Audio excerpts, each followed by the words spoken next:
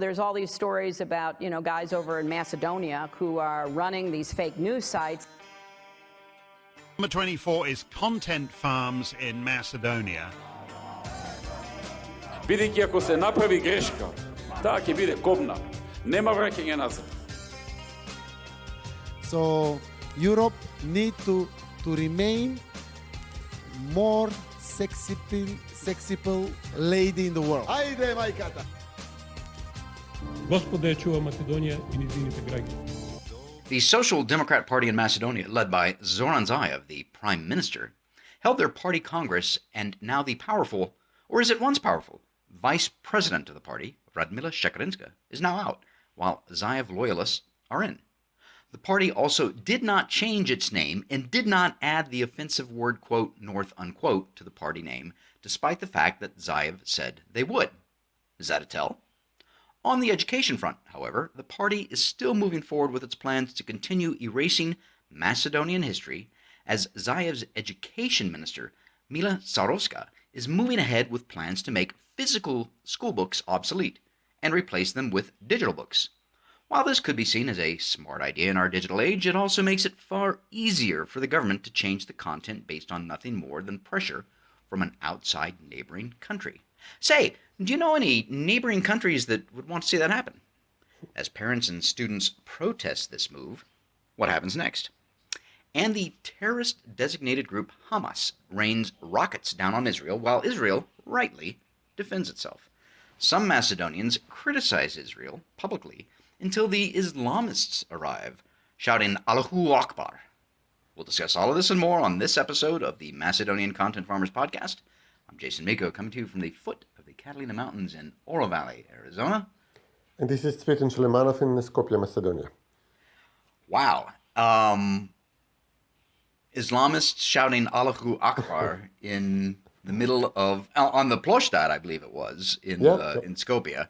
That's got to be a sight. There's got to be some good video of that. Yeah, they started from the Holocaust Museum. They actually gathered. Oh my gosh. Which is right there on the square. Yeah. In the old Jewish quarter of the city. Oh.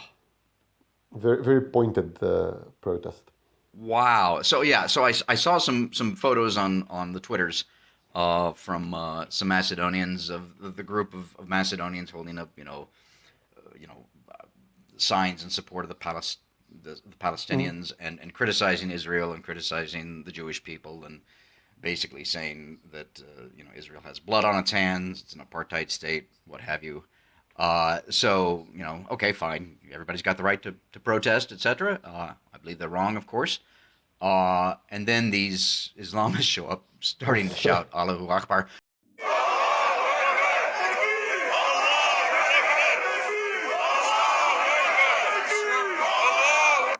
So what did the Macedonians who were there originally protesting do?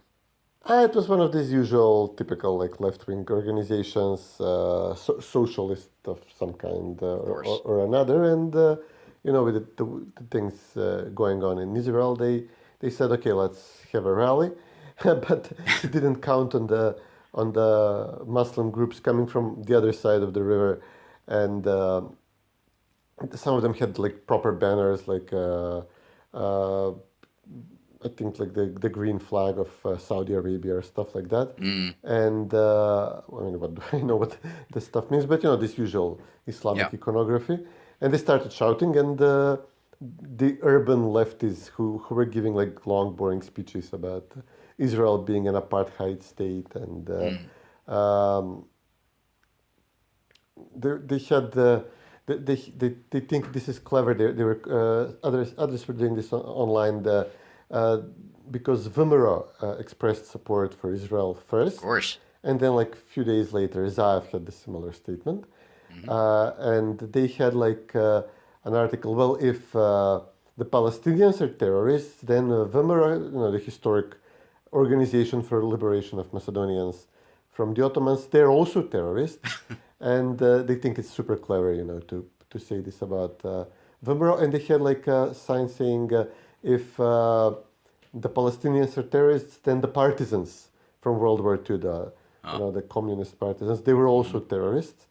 So, they were being too smart by half, and and then they had their coalition partners show up, and again we were reminded how ridiculous this coalition is of urban, feminist, new wave feminism, and liberals, as they call themselves now. People on one side, Macedonians who are from these urban left-wing circles, and then their main coalition partner, which they need to beef up their votes in come election time, are the Muslim communities and the minority communities in any country. Right. And in our case, it's the Muslim community, Albanians, Turks, etc., who are, much more to the point, much less refined when it comes to expressing themselves, and they come out and, deaf to the Jews and all that good stuff.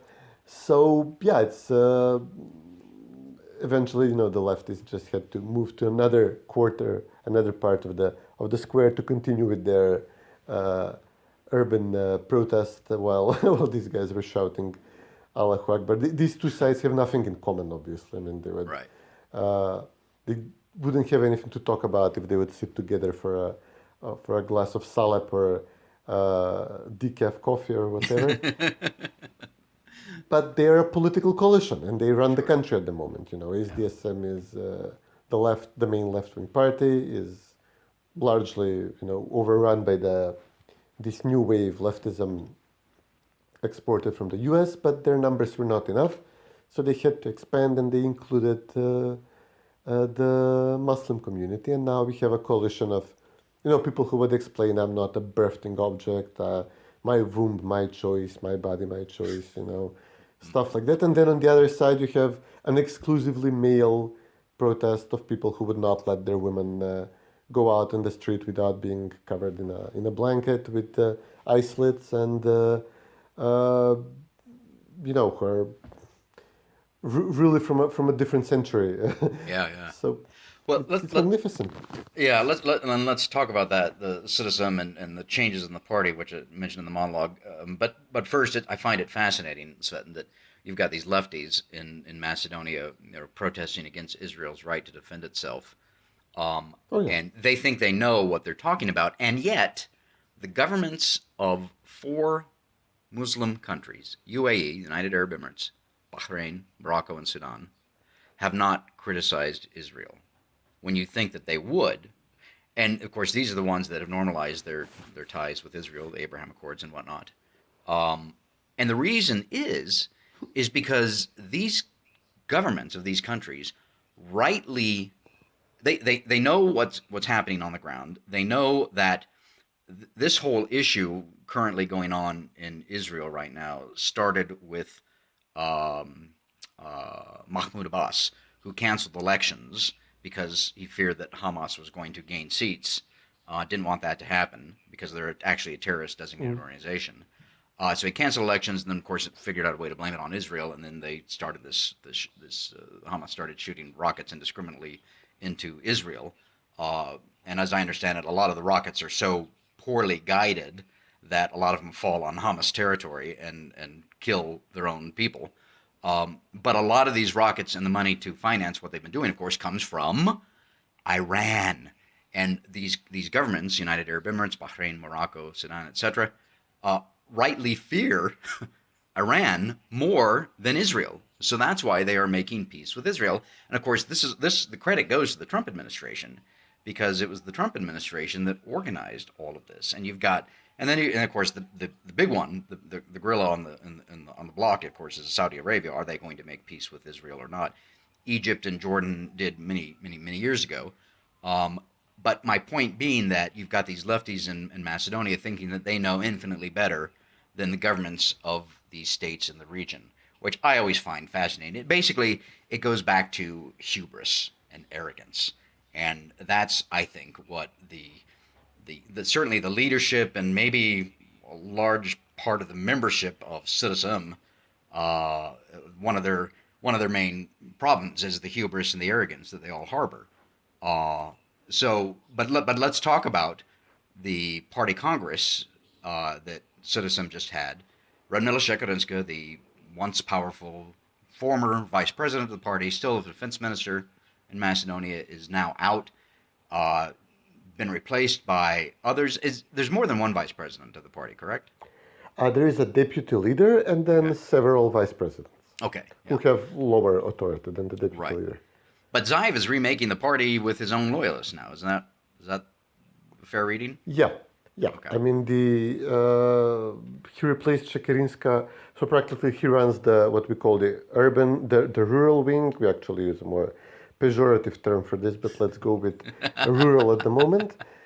And these are like nouveau riche people, suspiciously rich, newly enriched people.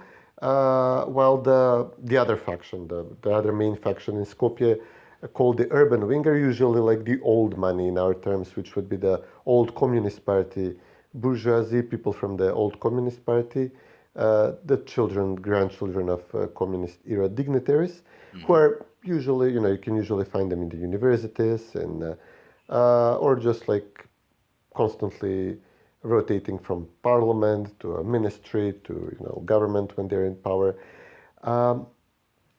So these two factions, much like, and there is a growing third faction, which is, as we discussed, the Muslim faction, the Albanian faction in SDSM.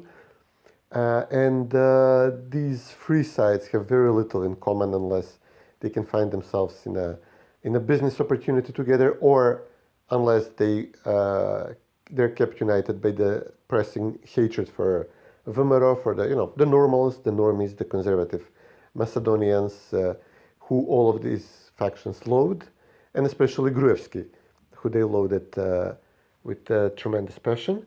And Sekersinska lent Zaev some credibility with this urban faction, even though we had examples when, to his face, a journalist from this faction would tell him, well, we consider you a selyak, a peasant. And Sekersinska would appease this faction. It would tell her own people from Skopje, from these elite universities and NGO groups, etc. Listen, we need him. He has the money at the moment. He's going to be useful. If somebody goes to prison for what we're doing, it better be him than us. So she was lending him credibility, but now she's out. What's the reason? It still hasn't spilled in the open, their fight.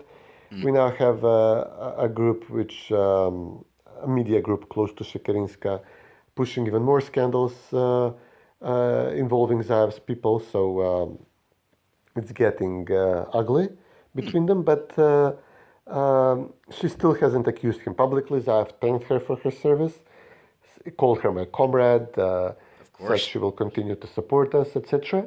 She immediately, the next day, she went to the Krivolak army range again with the U.S. ambassador.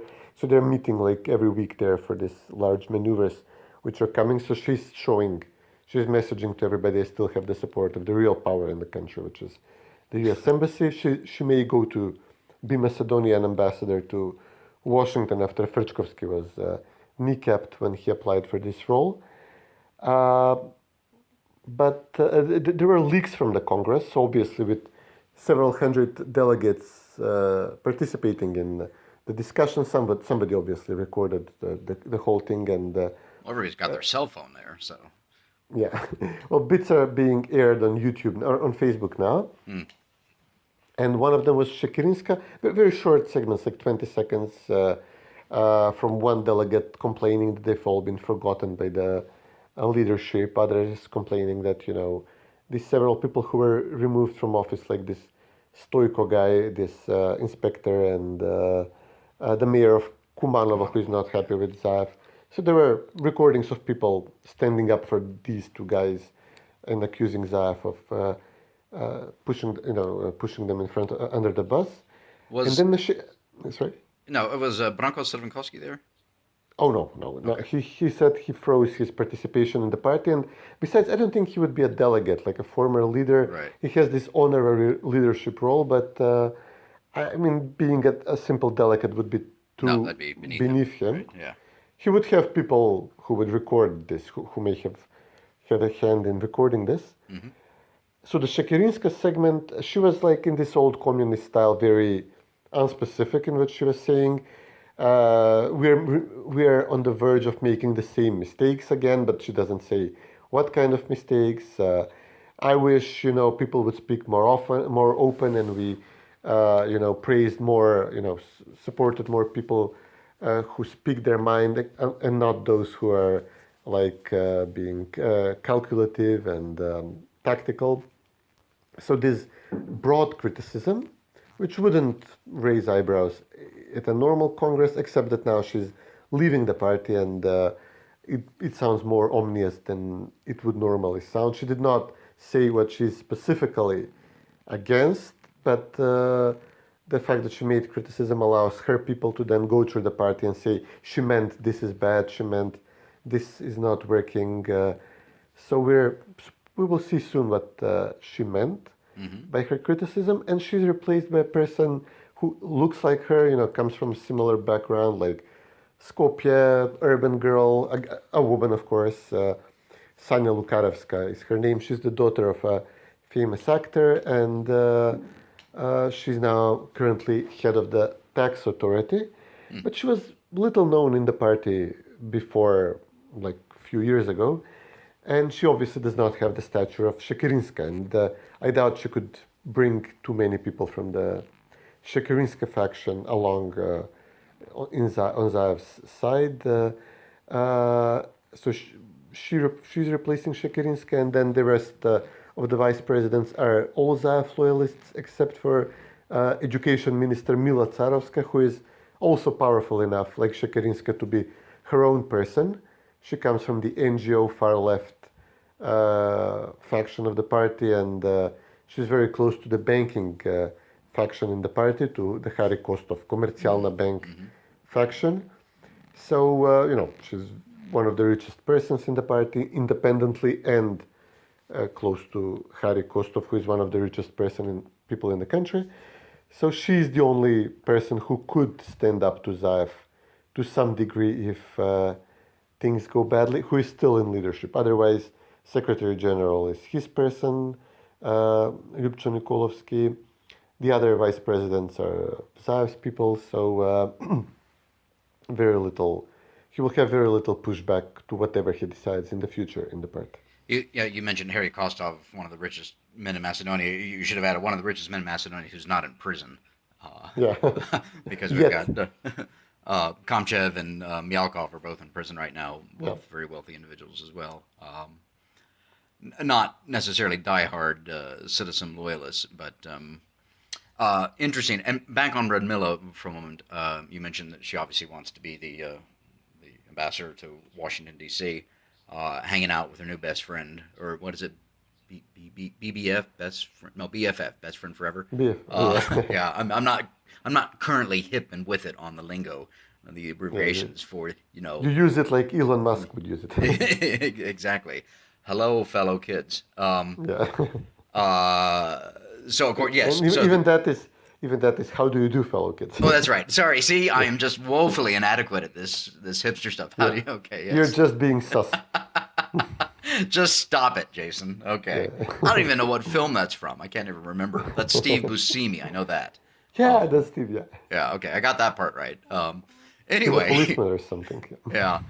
So she's out at hanging out at Krivolak with Kate Burns, the U.S. ambassador. Mm-hmm. Of course, there's a number of NATO operations going on out there. I did happen to find, of course, in my daily perusal of the news on the Twitters and whatnot, a Colonel Freeman from the U.S. Air Force who was out there, and they had a clip of him, talking about our North Macedonian partners, which, of course, will go on my list. Part of my upcoming my next article on the NATO's credibility problem in Macedonia, another subject. But going back to Radmila, she wants to be ambassador.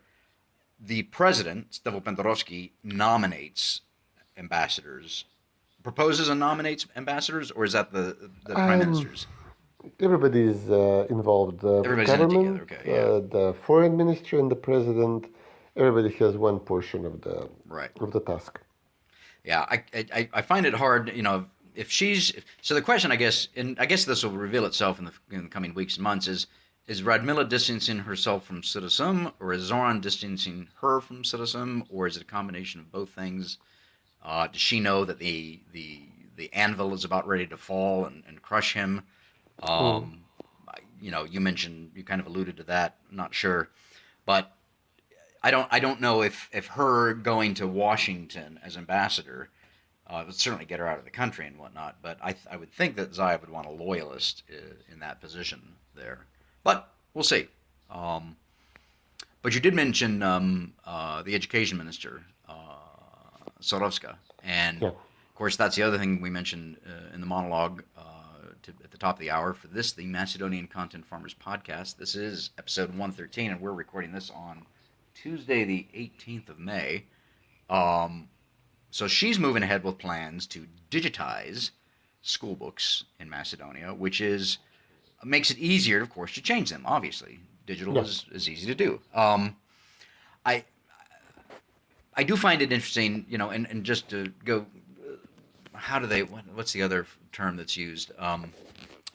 Digital adjacent, I guess, would be the right term, or something like that. So Amazon, the book Leviathan, quietly removed a conservative book a couple of months ago, When Harry Became Sally, by Ryan Anderson, formerly of the Heritage Institute. It was a great title. Yes, fantastic, yes. Obviously about guys that think they're girls, etc. But the fascinating thing about it was not only did Amazon remove it from its website, you can't buy it, but if you had ever purchased that book from Amazon and downloaded it to your Kindle or other device, the book disappeared. You paid for it, but you don't physically, I'm using air quotes here, own it. So it disappeared. One reason, which is why I have about 900 books in my collection, physical, hard copy, and paperback books. You can't remove that at the blink of an eye because it's physical. I own it, which is one reason that I personally like hard copy, soft paperback books. I just like the feel of sitting down and opening, and of course for me it's highlighting and underlining and dog-earing the pages and things like that. And I know you can do that digitally, or they say you can do that digitally. I don't care. I'm, again, going back to my hello fellow kids or whatever it was. I'm old school. So in this digital age, yes, I get the idea. Much easier to update, all that other stuff. But I think we can all agree that the whole point of this exercise is to acquiesce to the demands of Bulgaria and Greece through the so-called Prespa Agreement, so-called Good Neighborly Relations Agreement, or whatever it's called, that Zaev signed with Bulgaria. And that's the whole point of this exercise. Yeah. So we have parents and students that don't want this to happen. Of course, there's the other issue of parents and students that don't have the funds to get the physical equipment needed to read and engage in these digital books, etc. And that's another issue that needs to be considered. I guess there's another issue of, how are you going to take these physical books and make them digital? Do you scan them? Do you key in the information and scan the photos and everything else that goes into a book? I don't know how you do it. Somebody's got to do it. But there's the issue of that as well. So there's a cost there. But what is? Let's look at the calendar. What's her plan that she's laid out for doing this, and what grades, what books are we talking about to begin with? Well, this should affect all high school books. And as for the elementary education, her plan was different, to cancel bunches of classes and roll them together, like history with geography and civics, and roll it into one mega class. And the way she's proposing this That's 5 hours. Yeah.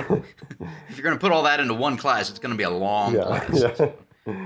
And the way this is being proposed is making people realize, listen, the main goal here is to rewrite the books, and especially the history books, because we see all this pressure from Bulgaria, Greece, and Albanians in Macedonia. They affected the changes to one geography textbook recently, which said that Albanians have been moving into Macedonia at a larger pace. under communism and from Kosovo, which is, factual. And I think even he had the sentence like, this is causing disruptions, which is, factual. True, we had a war over this changing demographic, but, the Albanians resented the fact that their rising numbers in Macedonia are causing a disruption. You should teach the children that demographic changes in society can lead to war or strife or a changing balance of power, which is not always pretty and done peacefully. So it's coming from three sides: Greece, Bulgaria, and the Albanians here. And obviously, once all the books are digital or are rewritten for the purpose of making a mega class out of several classes, then it's just a simple matter of Control F of adding North Macedonia everywhere or whatever some country wants, like the Greeks saying, well, all the ancient period belongs to the Hellenic civilization and you have nothing to do with it.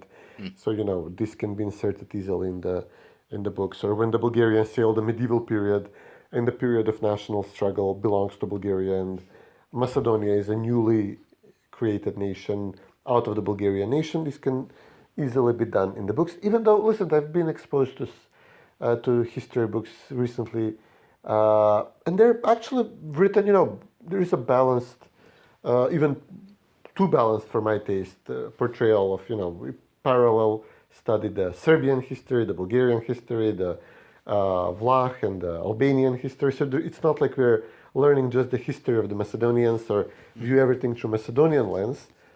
Or, when the Bulgarians protest that they're being portrayed as a more primitive tribe which settled into the Balkans, Macedonians, Slavs, are portrayed in the exact same fashion.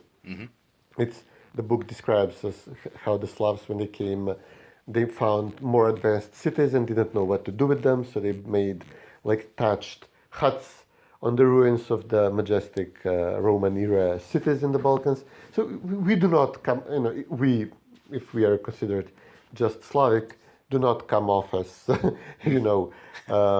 particularly good in the books, but there is no end to these demands. And so on one hand, this is complete book burning and rewriting of history, which is extremely totalitarian and exactly something you would expect from this type of new age leftists. But then, VMRO is supporting the protests. Protests were held this weekend, and some schools, the high school kids, are boycotting because they want to go, to school and they want to meet the girls, etc. So they have been demanding in-person schooling since the crisis started, and they insist that they fear that fully digital books will mean that there's going to be online education next year as well, which still is not certain how things are going to go with that regard.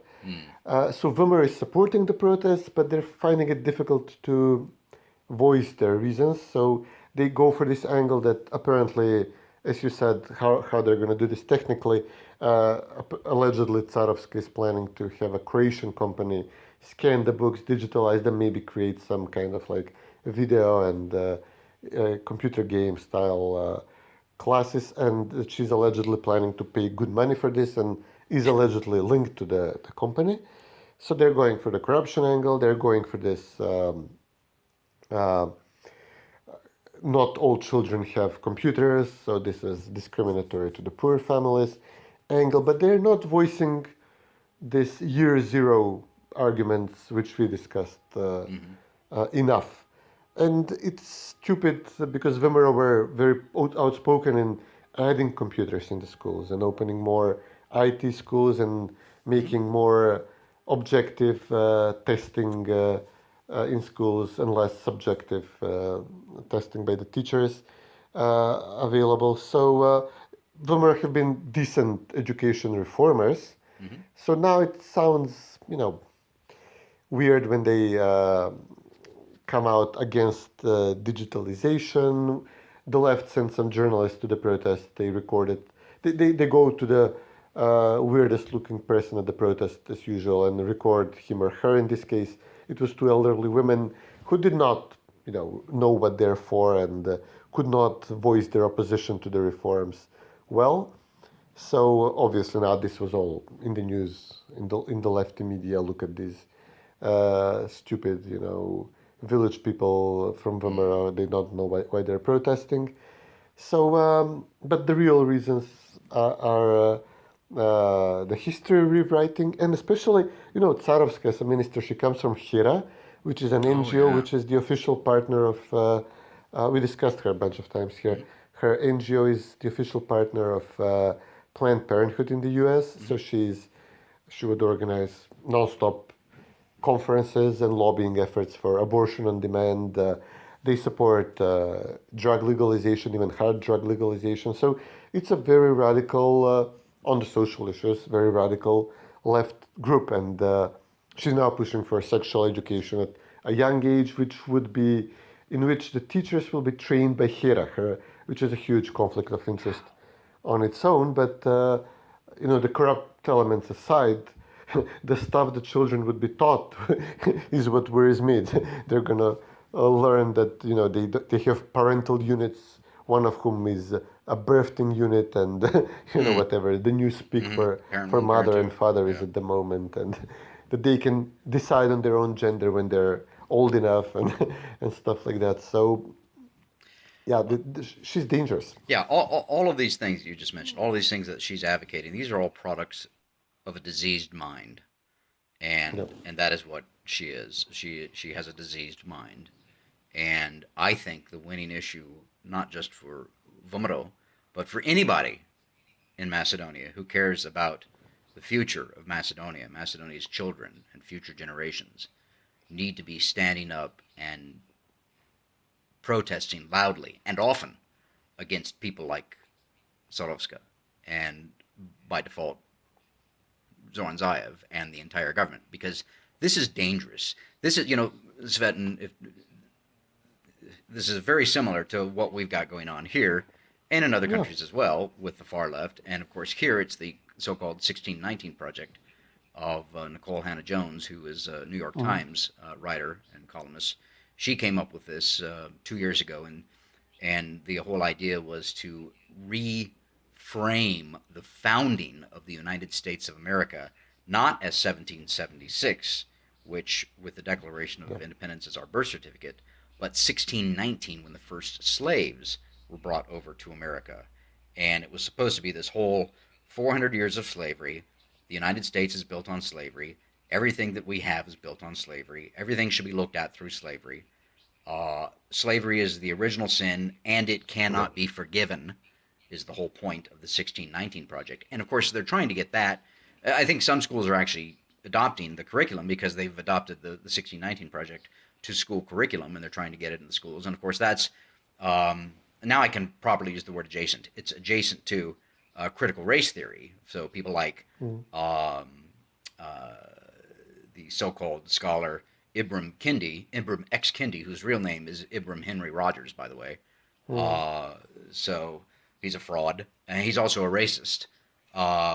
Everything is supposed to be looked at through the prism of race, which is totally antithetical and opposite of what Dr. King said. Don't look at the content, don't look at the color of the skin, but the content of the character. Now Kendi and Nikole Hannah-Jones say no, look at the skin color, not the content of their character. So, but again, this whole thing is a far left agenda, and because of the things you mentioned with Hera and all of that far left agenda, which will totally shred the very fabric of society if it's implemented into the curriculum in the schools there. This is the issue that Vomero, and again, anybody who cares about Macedonia's children, should be talking about and protesting loudly and often, because that, I promise you, will rip the country in half more than it already has been. Not just in half, but in multiple ways. So these are the reasons. The other, and here's another issue. Let's just say she's successful in digitizing the textbooks and school books and changing the history and everything else. Well, when Vomero comes to power, and they will, because that's just the way it works, they'll change them back. And then when SDSM comes back to power at some point, they'll change them back. And that's no way to raise a generation of kids. by changing the history every 4 or 8 or 12 years. It just is. People need to, reasonable people. I'm sure there are reasonable people on the left, and reasonable people on the right need to come together, not politicians but historians, and say, okay, here's the history, without regard to the pressures from Bulgaria, pressures from Greece, pressures from the Albanian minority in Macedonia, etc., and say, this is the history of Macedonia. I know that there are reasonable people who can agree on what that is, and that this needs to be taught to Macedonia's children. So, yeah, we need to break up the schools, actually. We shouldn't have one person deciding the curriculum for everybody. We should have like several conglomerates of schools, and you can decide if you want to, for lack of better word, send your child to the Vimero school or the SDSM school or something in between, and what kind of curriculum you would get. This is really... I mean, Vimero were accused of introducing religious education in schools, but at the same time, there was an opt-out. You could just study like something like classical evolution of ethics through religion, or just ethics. So you were not directly influenced by this. And the other changes were mostly technical, like more computers and this objective testing regime, which I mentioned. Well, here with the left, obviously, they will not give you an opt-out. They will insist that they teach your child the history of the country in a completely biased way, or whatever, Zaev is forced to sign at the moment by whichever neighboring country. And they will teach you creative genetics and gender studies. And even, this, a lot of this is actually imported from the US. We would have people here through USA. You can sense that they're like extrapolating their theories which they're developing at home, that the whites have a debt toward the blacks, or the white guilt in the US, and they're trying to project it on the minority population in Macedonia, the Macedonians, and they look for what minority would fill in for the blacks here, and they focus on the Albanians, even though historically we had 500 years of Ottoman rule in Macedonia, Muslim rule, and in which the Christians were enslaved and the Muslims were the rulers. So if we are looking for our, what would it be like, when was the battle at Marica, 13 something project, then we would have, we would be looking into, the roles would be completely reversed. We would be, with Macedonians, should by all right be the blacks in this, if we're looking for a new historic narrative, and Albanians who adopted Islam and proudly, in their own, narrative, served the Sultan, they should be considered the slave owners to a large extent here. If we are transcribing the American narrative into Macedonia, and we obviously are, but we're doing it upside down. So it's stupid even to do it, but if we are doing it, since we are doing it, we're still doing it wrong. So it's really, really diseased. It is. Well, we'll continue to follow that educational issue. Let's, I got a good farmer's pick, but before that, let's talk a little bit about football. And when I say football as an American, I don't mean football as an American. I mean soccer as an American, which the rest of the world calls football. Now, I, again, admit I'm not with it on hip-hep culture. I don't get the references all the time. I get some of them. I get the older ones, going back to the Monty Python days and 40, 50 years old and things like that. But football in Macedonia and the various, the federation and the, the leagues, etc. I don't understand how that all works. But I do know from reading the news that the Shkindia Football Club won their league title over the traditional leader, which is Vardar. So why don't you explain a little bit about that? But of course, the point is that Shkindia, being a ethnic Albanian team, the celebrations were hijacked by Dewey and Ali Ahmeti and his party, and of course they they went nationalist crazy, shall we say? Yeah, well, unlike American football, European soccer, because it's played between cities which were at war for a long time in our history, and between countries which were until recently in war, it's an extension of warfare. So you have you view your national soccer team and your local football team as your military company charging against the enemy, and in this case, obviously, Albanians support Shkendia and other teams like Shkupi and Struga, and Macedonians support Vardar and other teams. And we had Vardar was actually doing very well under Gruevski. We had this Russian businessman who was supporting the team immensely through real estate deals here and booking, sports betting, and he built a major hotel, etc. So he supported the football club and the handball club, and he took the handball club to 2 wins European titles in 3 years, which is unprecedented success for us. And Vardar was actually doing pretty well under him. But Zaev, obviously, because this club is supported by the committee, which are a football fan club, who they were very loud in protesting Zaev and what's he doing to the country. Zaev, in an interview with BuzzFeed, complained that Russian businessmen from Greece, through this Samsonenko guy in Skopje, were funding the committee to kill him or protest against him, etc. And he attacked Samsonenko with all the regulatory powers, etc. And eventually the guy just packed up and left, and both clubs are now in disarray. There is still some money trickling in the handball team, and it's still holding its own, but the Vardar football club is now relegated to the second league, which is a huge humiliation for the team and for the country, especially in the context of it was artificial, it was done by the government, while at the same time an Albanian team wins the title. And not only that, I think the second and the third teams ranked in the league are also Albanian. So it's a full sweep. It's they're obviously rubbing it in the faces of the Macedonians and the Vardar fans. Zaev was making these comments about the committee shortly after one of the committee, a young kid, Nikola Sazdovski, was killed by Albanians who support. They were the Skopje fans of the Albanian clubs Shvirceri. The